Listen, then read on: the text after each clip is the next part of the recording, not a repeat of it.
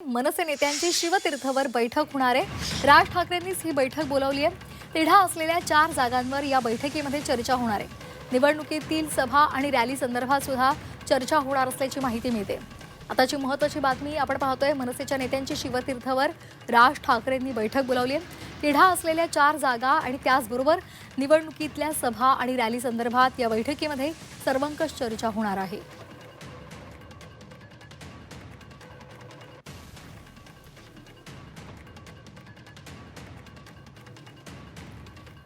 सीमा आढे आपल्या प्रतिनिधी आपल्यासोबत जोडल्या गेलेल्या आहेत। सीमा, राज ठाकरेंनी शिवतीर्थवर बैठक बोलावलेली आहे।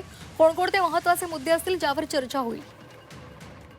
नक्कीच राज ठाकरे यांच्या नेतृत्वाखाली आज मुंबईतील नेत्यांची पदाधिकाऱ्यांची बैठक पार पडणार आहे। या बैठकीमध्ये काही ठाकरे गटासोबत चर्चा करून ज्या जागा त्यांच्या वाटेला आलेल्या आहेत त्या ठिकाणी उमेदवार देण्यासंदर्भात चर्चा आज केली जाईल। कोणकोणते उमेदवार आपल्याकडे आहेत आणि कोणाला संधी द्यायची आहे या संदर्भात नेत्यांसोबत उपस्थित पदाधिकाऱ्यांसोबत चर्चा जी आहे ती केली जाणार आहे।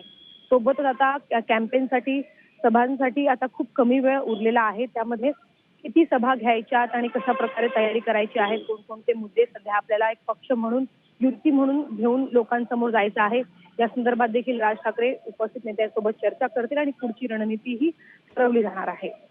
अगदी सीमा, धन्यवाद दिलेल्या सविस्तर माहितीसाठी।